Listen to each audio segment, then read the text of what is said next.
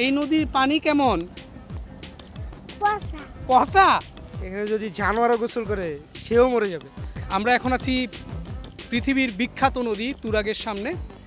পৃথিবীর বিখ্যাত দূষিত কালো পানির নদী তুরাগ। টেমস হয়তো অন্য অনেক দিকে এগিয়ে আছে সৌন্দর্যের জন্য, নীল নদ হয়তো ইতিহাসের জন্য অনেকভাবে এগিয়ে আছে, কিন্তু আমাদের তুরাগ কোনোভাবে পিছিয়ে নেই।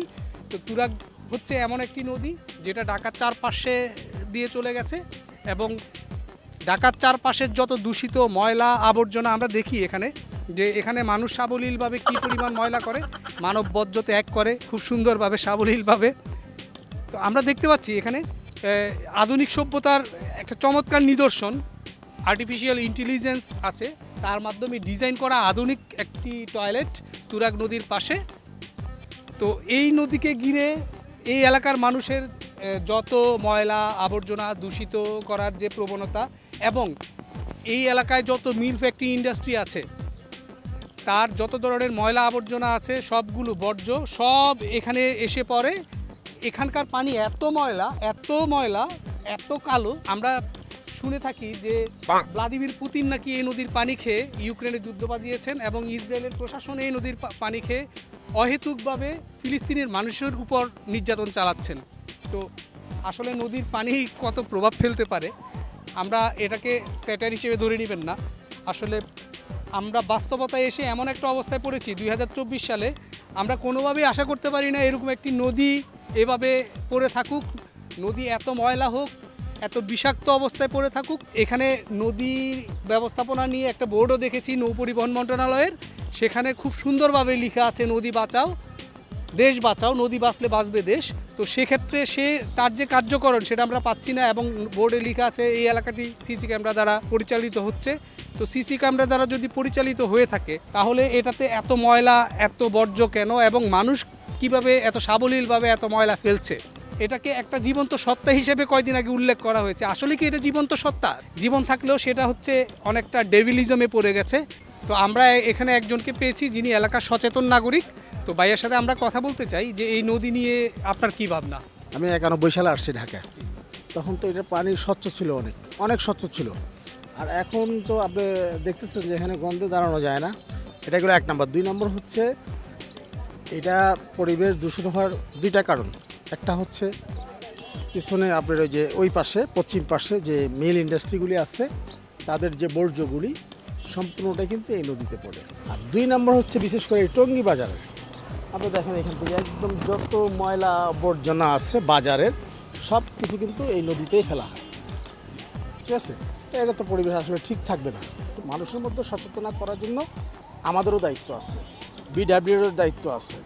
আপনি যদি এভাবে ফেলে রাখেন তাহলে মানুষ কিন্তু এসে এখানে করবে, যত তত পেশাব করবে, ময়লা ফেলবে। এটা দেখা যাচ্ছে এখানে ময়লা ভাগার আছে, আমি ফেলে দিচ্ছি। আর যদি পরিবেশটা সুন্দর হয় তাহলে কিন্তু আপনি এখানে থুতুও ফেলতে পারবেন না। আমাদের তো আসলে বিনোদনের বা আর ভালো কিছু পাওয়ার কোনো জায়গা নেই, এই জন্য আমার না পারতে অনেকে এখানে আসে। আপনি ময়লাটা ফেলতেছে যে বাজার, এই পুরো একটা বাজার টঙ্গী বাজার, এরা ময়লাগুলি কোথায় ফেলবে? তার জন্য তো একটা ব্যবস্থা থাকতে হবে। তুমি এই নদীতে কখনো গোসল করো নাই? না। কেন? পচা?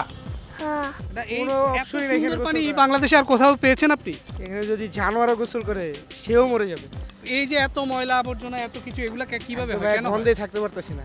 এখানে যে কি সুন্দর ঘ্রাণ, আমি এটাতে থাকতে পারতেছি। আমরা এখন তুরাগ নদীতে নৌকা ভ্রমণে আছি।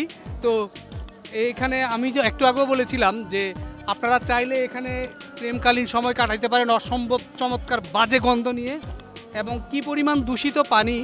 আমি চাইলেও এই নদীর পানিতে হাত দিয়ে একটু খেলতে পারবো না, আপনি চাইলেও আপনার গার্লফ্রেন্ডকে নিয়ে এসে একটু মজা করে ছিটিয়ে দিতে পারবেন না। এই পানি এই এলাকার মানুষের জন্য একটা অভিশাপ, এই দেশের জন্য একটা অভিশাপ, ঢাকার জন্য একটা অভিশাপ। আমরা দেখতে পাচ্ছি নদীতে আমরা নৌকা নিয়ে যতই যাচ্ছি ততই ময়লা আবর্জনার ভাগার, এই চারপাশে খুবই বিষাক্ত পানির প্রবাহ, এবং কি পরিমাণ দূষিত অবস্থা। নদীর যে একটা গভীরতা ছিল, আমরা কাগজে কলমে যে গভীরতা পাই সেই গভীরতা আদতেই আছে কিনা আমাদের সন্দেহ। এই নদীর নাম সবসময় তুরাগ ছিল না, এই নদীর নাম ছিল কহরদরিয়া কইতু। আর এই 2004-এর পরেতে এই নদীর নাম দিছে তুরাগ নদী।